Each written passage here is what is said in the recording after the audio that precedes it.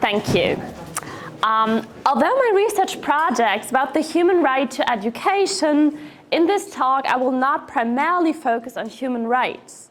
Rather, I will ask whether under certain conditions the state has a duty to educate children. Moreover, I will investigate how this supposed duty of the state relates to parental duties. I will proceed as follows. First, I will give a sketch of the several phases of education Kant enumerates in his lectures on pedagogy. Second, I will turn to the doctrine of right and have a closer look at the parental duty and the parental right introduced in the sections 28 and 29. Third, I will ask whether the state has a duty to educate the children of parents who don't have the appropriate means. So let's start with the foundations in Kant's theory of education. In his lectures on pedagogy, Kant differentiates several phases of education. Let me give just a very, very brief overview of these. So first, we have care. The parents prohibit the baby or toddler from causing harm to her or himself. They also provide the child with food, clothes, etc. Then there is discipline. The inclinations of the child get restricted. Cultivation. The child learns skills which can be used as means to all sorts of ends, for example, reading or writing. Civilization. The child learns manners in order to fit into society, be popular and influential. She or he also learns how to use other people as means for one's own ends. And then finally, there's moralization. The child acquires a morally good character or disposition. In what follows, I will focus on practical education, that is the phases of cultivation, civilization, and moralization. In these phases, the child develops her or his faculty for setting and pursuing ends, what one might call Zwecksetzungsvermögen in German, which is the precondition for both external freedom and autonomy. So this is the second part, the parental duties and the parental rights. In section 28 of the Doctrine of Right, Kant introduces both a parental duty and a children's right. I quote, "There follows from procreation in this community, that is in marriage, a duty to preserve and care for its offspring. That is, children as persons have by their procreation an original, innate, not acquired right to the care of their parents until they are able to look after themselves. And they have this right directly by law, lege, that is without any special act being required to establish this right." Quote end. From this passage, we can extract the following formulations of the parental duty, PD, and the children's right, CR. So here's the parental duty. The spouses have the duty to preserve and look after their children until the children are able to look after themselves. And the children's right, the children as persons have a right to their preservation and the care of their parents until they are able to look after themselves. Thus understood, PD mainly refers to the educational phase of care, Wartung. But parents have further duties. Kant claims that parents, quote, "cannot destroy their child as if he were something they had made, ein Gemächsel in German, since a being endowed with freedom cannot be a product of this kind, or as if he were their property, nor can they even just abandon him to chance." Quote end. Parents are not allowed to kill their child or cause her or him severe bodily damage or harm. Moreover, they are not allowed to abandon or completely ignore their child. But parents must not only keep their child alive, they also have, quote, "an obligation to make the child content, zufrieden, with his condition so far as they can," quote end. Since for Kant the, quote, "satisfaction with one's state," quote end, amounts to happiness, parents have the duty to make the child happy by fulfilling the child's needs and inclinations. But parents only have to fulfill these inclinations as so far as they can, so viel in ihren Kräften ist.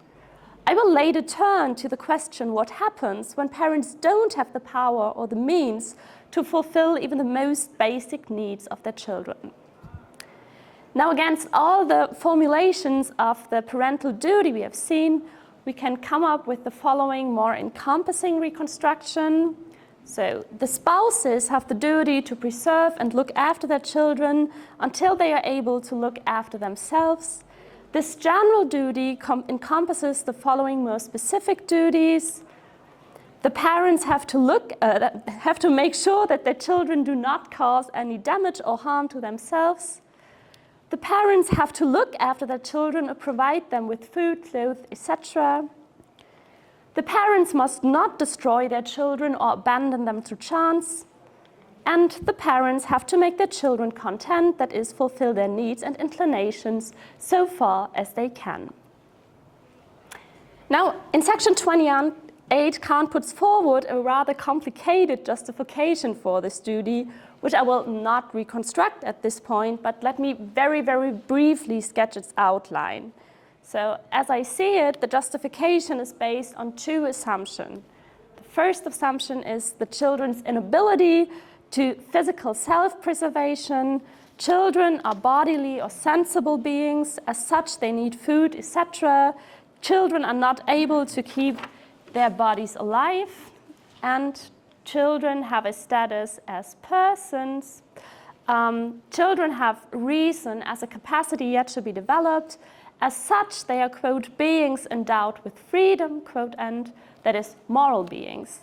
Thus, they have an unconditioned worth, dignity.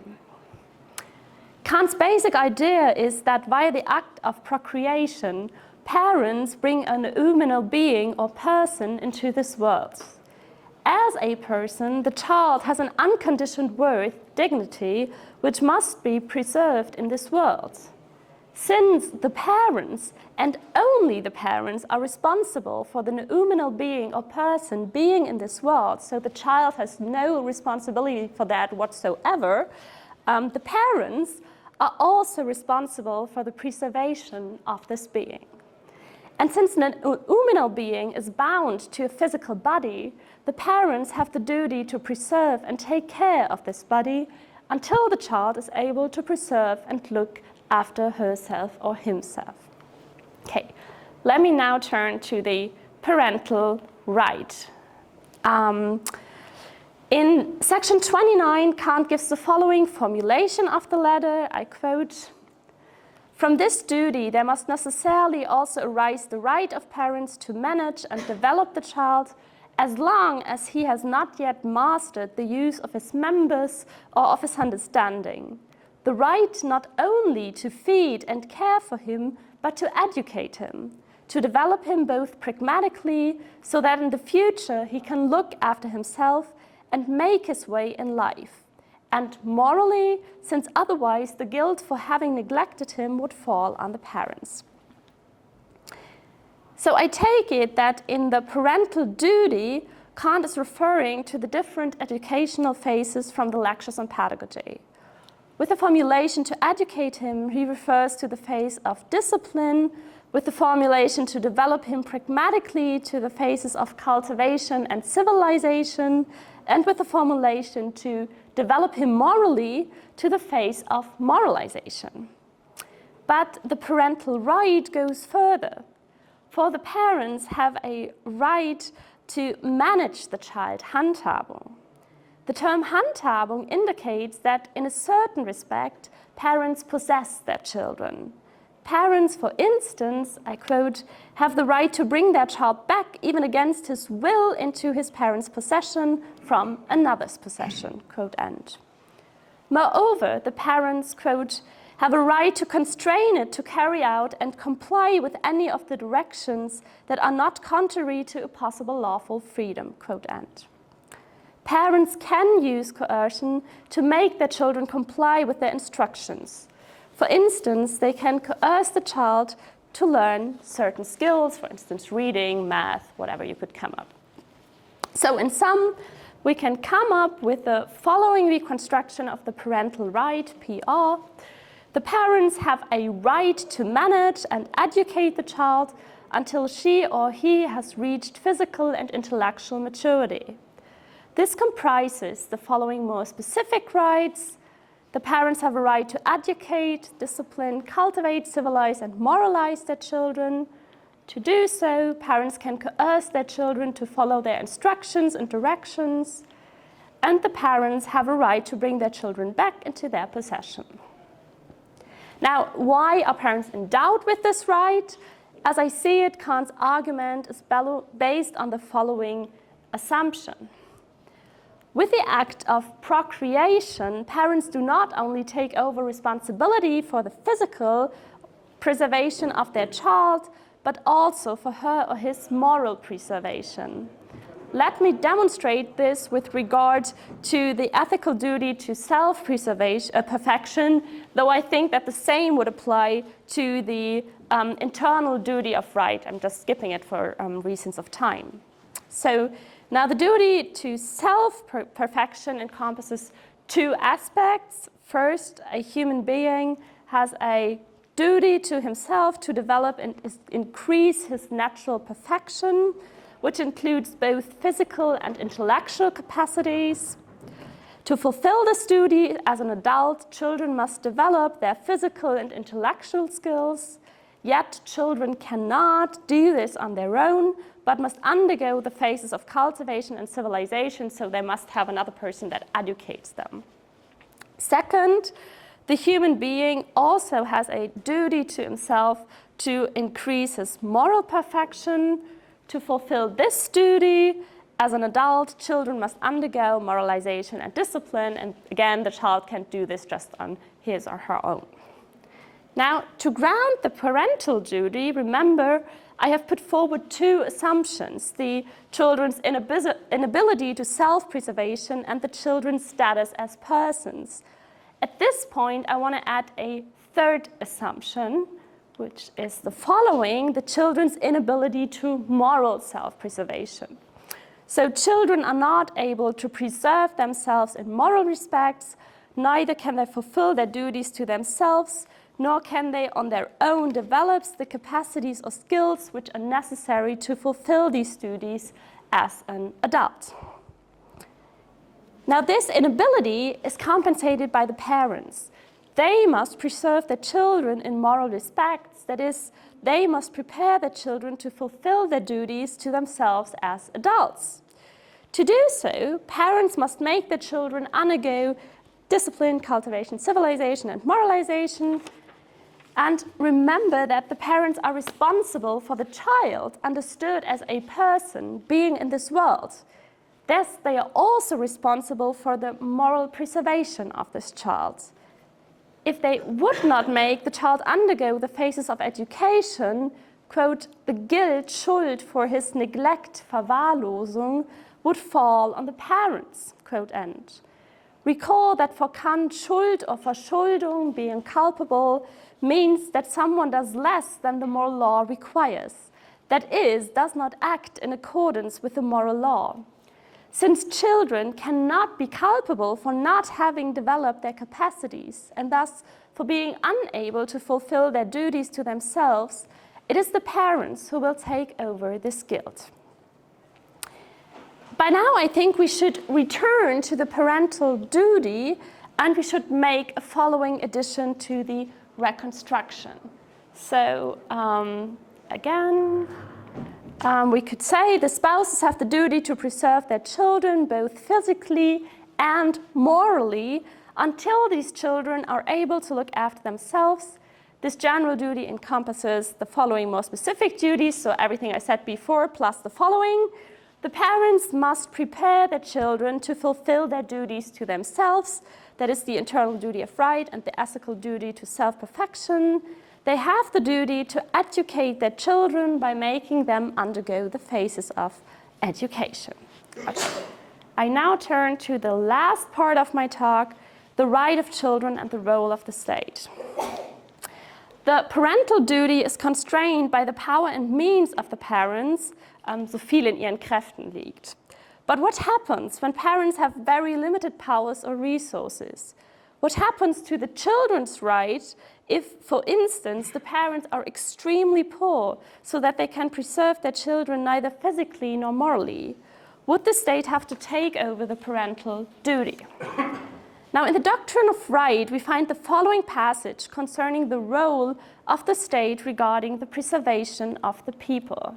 I quote, "To the supreme commander there belongs indirectly, that is, insofar as he has taken over the duty of the people, the right to impose taxes on the people for its own preservation, such as taxes to support organizations providing for the poor, foundling homes, and church organizations, usually called charitable or pious institutions.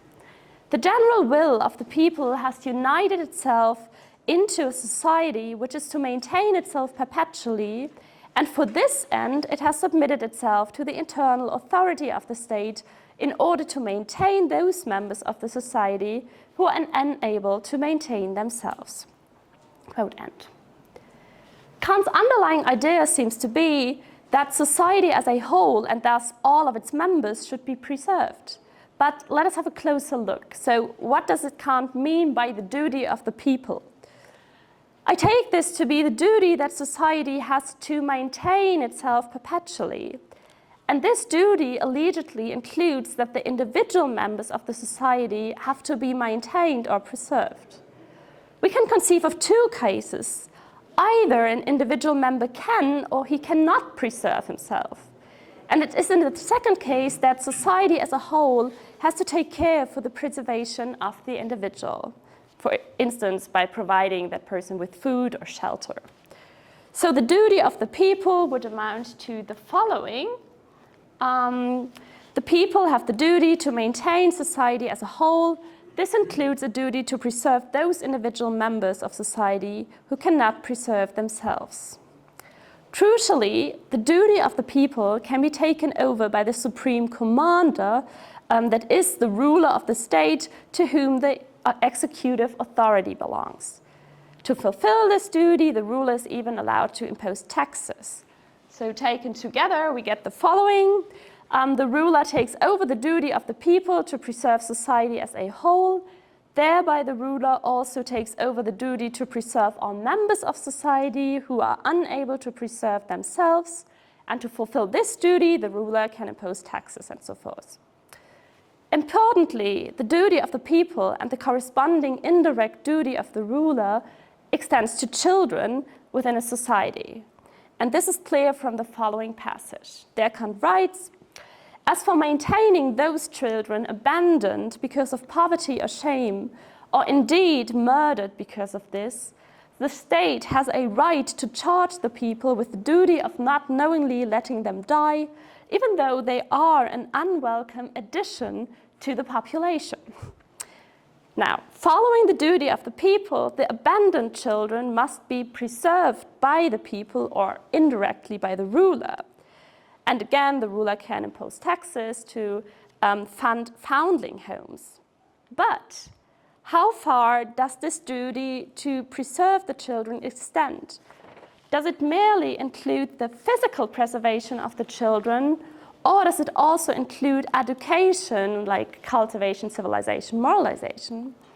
As I see it, two reasons speak in favor of the latter, that is both physical preservation and education.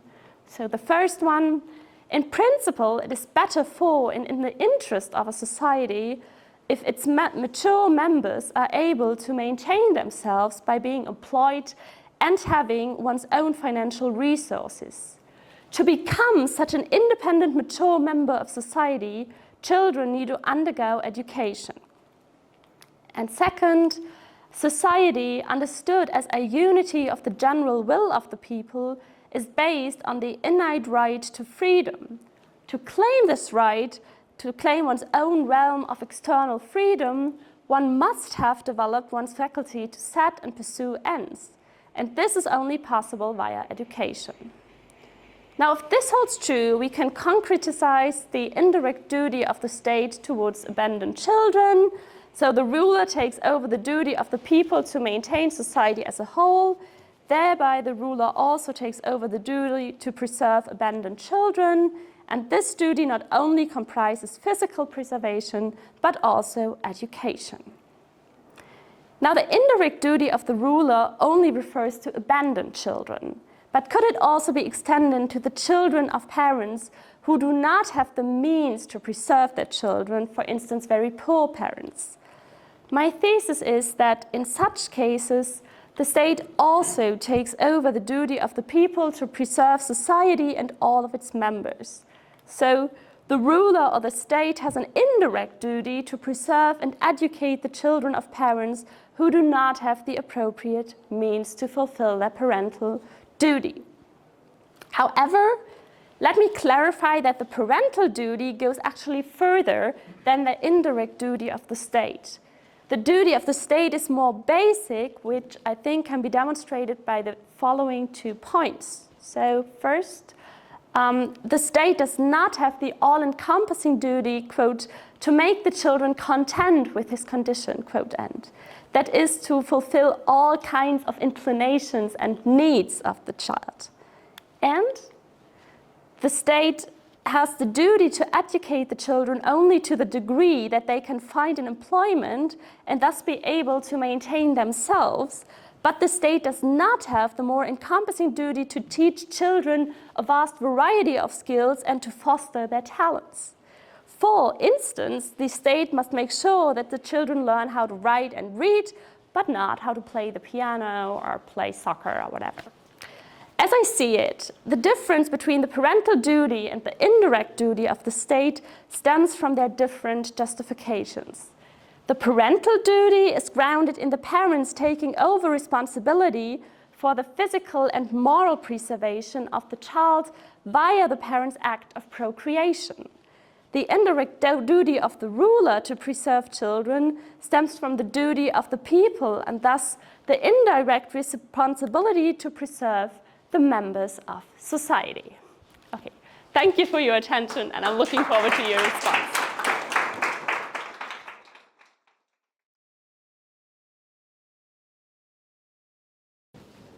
I actually would like, I like a lot your presentation, and have just a few comments. From the side of doctrine of right, it seems to be quite clear and even obvious the necessity of education, his legitimation. But I would hear you about a little bit more about the moral side, because we know that the right, that the book on education is considered not authentic work and has problems because of the work, editorial work from Theodor Rinck, Friedrich Theodor Rinck. In what extent do you think is possible and maybe even necessary to reconstruct the idea of moral education in Kant? And if you agree, in which works do you think we can find a clearly statement about this side in his critical works, for example? Yeah, I would like to hear you about this. And thank you again, it was very nice.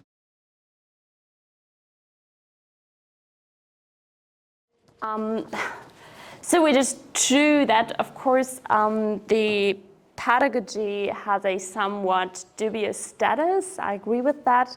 But I think actually the basic ideas that I need for that whole idea can be found in other writings as well. So for instance, you have the doctrine of method and the critique of practical reason, which deals a lot with one might call moralization, I'd say. I think even that passage from the doctrine of right that I quoted, where Kant talks about educating the child, practically and morally, is that the words? But I think that very clearly refers to that whole idea of we have that moral part of education, but also a more like practical part where you actually learn skills and capabilities to get along within society. Yeah.